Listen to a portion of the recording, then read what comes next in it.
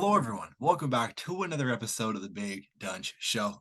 Today, we're going to be recapping this past weekend's fights from October 14th. So, not many super fights that happened over the weekend, but we still had some good fights. We saw Janibek, Tszyu.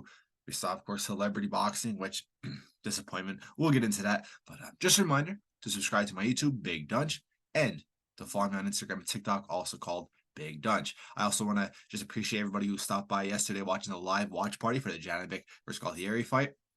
Had a good time. Had over 150 viewers.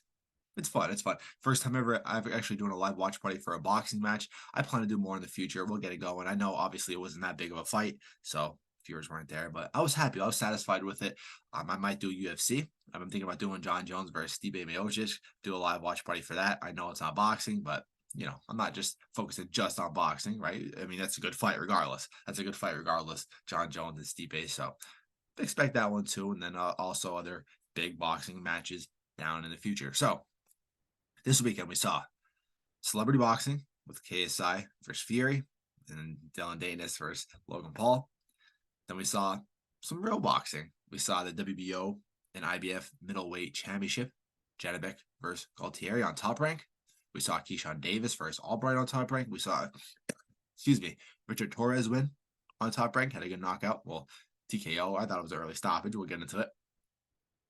Then Tim Tszyu beating Mendoza in 12 rounds. What absolute domination. So we'll just start with the celebrity boxing, get that right out of the way. KSI versus Fury. A lot of people were saying a robbery. I can understand that. But not for actual winner. I wouldn't say KSI got robbed of the win. I think it should have been a draw. 6 rounds, I feel like, was too short to begin with. It should have been 8 to 10 rounds. I mean, these guys have been going at it for a while. 6 rounds, especially for a pay-per-view fight, it should have been 8 minimum. But it was 6.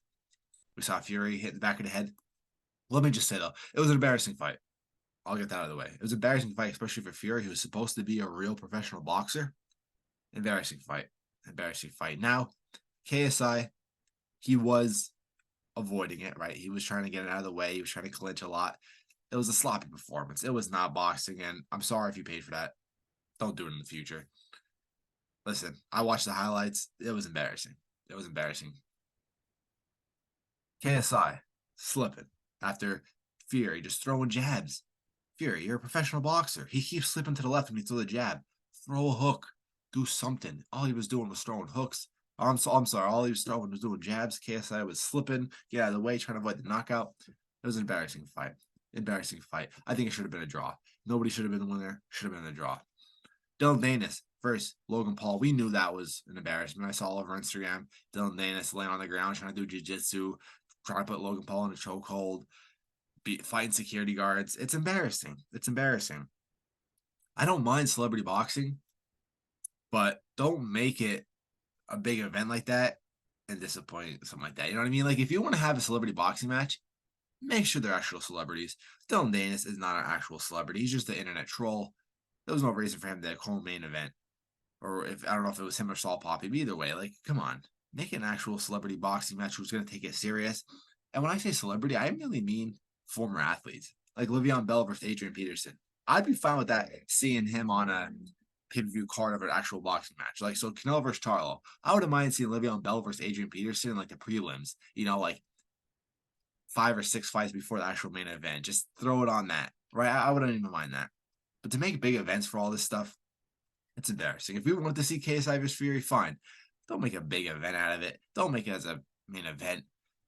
Put it on like just a prelims or something. That's what I say. That's what I mean when we say like it's a disgrace to boxing. It's all right for him to fight. All right, people like boxing. I understand that boxing is a great sport, but to put it like that, people getting new into boxing, they're gonna get that weird reputation of that. They're gonna think that that's what boxing is like. It's not. Jake Paul won, I guess. Dylan Danis didn't land many punches. I know it's kind of be the case. That Danis was there for a check. Either way, get rid of that celebrity boxing. Jake Paul, I feel like that he has not potential to be undisputed cruiserweight champ, but I think he could do some damage in the sport. Excuse me, allergies. I feel like he could do some damage in the sport. Not knock out Canelo, not beat Canelo, not beat top guys, but I think he could build up a lengthy record and maybe compete for some, one of those off-brand WBC belts, like, I don't know, WBC silver belt or something like that cruiserweight if he keeps going at it. I know it sounds crazy, but Jake Paul's a hard worker. I think that could somehow happen. Tommy Fury too, because listen, here's the thing: cruiserweight division is just a weak division. There's just nothing else about it. But other than Fury and Paul, I think it dies off after that. All right, let's go into the real boxing now. We saw the middleweight championship unification bout. Janibek versus Thierry on Top Rank last night. That was the one I live streamed. If you want to check out some of my reactions about live stream, go ahead. It was a 6-round knockout, 6-round TKO. I said before the fight that it was going to be a knockout. I mean, watching the first 2 rounds, it was going to be a knockout. No way it was going 12 rounds. I'm sorry, but Thierry did not need to be in there. And it's weird how levels are in boxing. It's an overused phrase a lot that there's levels to this. But there's a meaning to it. Like, it's true. There's levels to this. He did not deserve to be in the ring with Janibek. Now, maybe he did because, he won the IBF championship. But levels-wise, Janibek just had to get the fight over with to prove that, to move on, to get that belt. I just don't get how – this is the problem with the 4-belt era, right? You have a guy like Thierry who's levels below guys like Janibek, even Charlo. I mean, I feel like Thierry would lose to Tszyu, right? And he's IBF champion. It's unbelievable. Janibek's a dog, no doubt about it, but that middleweight division is also weak. But it's just crazy how levels are to this. We knew Thierry should not have been in there. He barely even did anything. I don't even think he hurt Janibek at all. Not even hurt, right? Just landed a good shot on Janibek at all, that fight. He was just getting his head jabbed off. It was embarrassing. Janibek, though, he is the king of the middleweight division, and I think last night could have had him crack the top 10 pound for pound. I believe so. Him versus Charlo's a rumor. I think Janibek beats Charlo. Triple G, I doubt we're going to see that. Triple G's old. And it's funny because ESPN has Triple G as the #1 middleweight contender. I keep forgetting about that, right? Triple G, I love Triple G, great fighter. But save yourself, man. Just retire. Just save yourself, retire. Janibek is the middleweight division, and I think he cracked the top 10 pound for pound last night.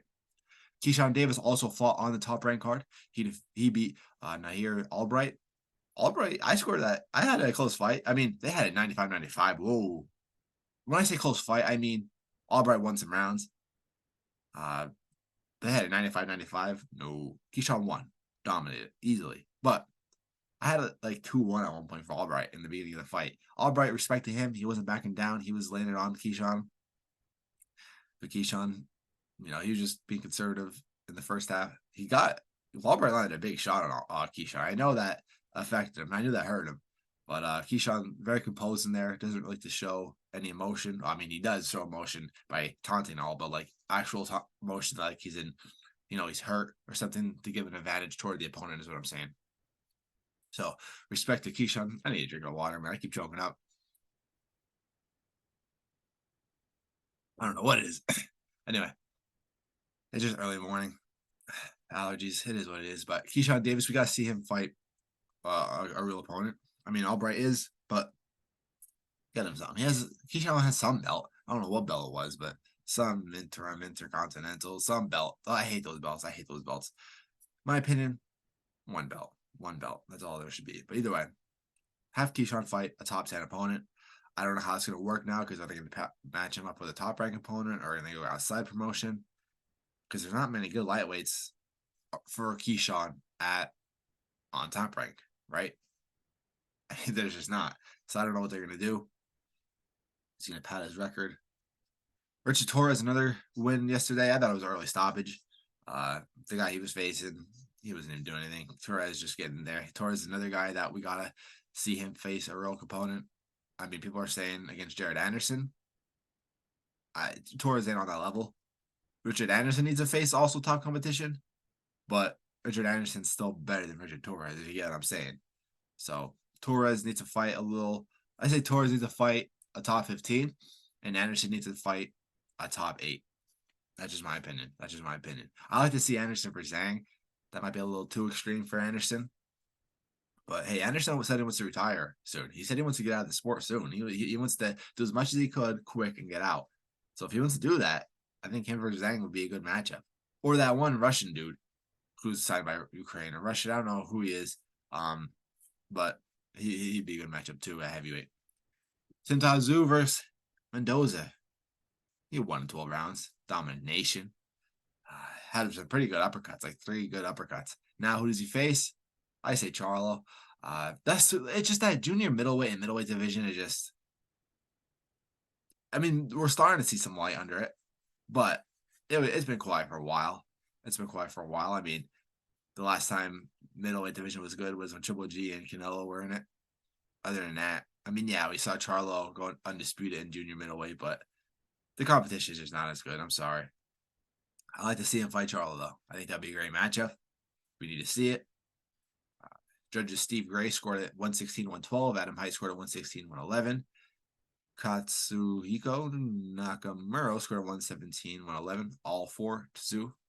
So Tszyu goes on to 24-0, 17 knockouts. Excuse me.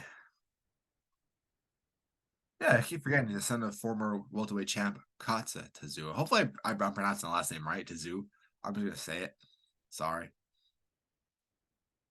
That's a fight we got to see. Charlo, but I don't know. Charlo got bumping up 2 weight divisions and dropping back down to 2 weight divisions. That could be dangerous for Charlo. But definitely going to be a good fight. We saw Charlo get destroyed against Canelo, but that's Canelo. 2 weight classes above. Put Charlo at, junior middleweight. I feel like that'll be a different story. But that's all I have. I appreciate you guys watching. I appreciate you guys tuning into the live stream yesterday. I'm also going to be having another boxer interview this week against George Acosta. Hopefully that goes well. Hopefully you guys tune in. I'm out, guys. Peace.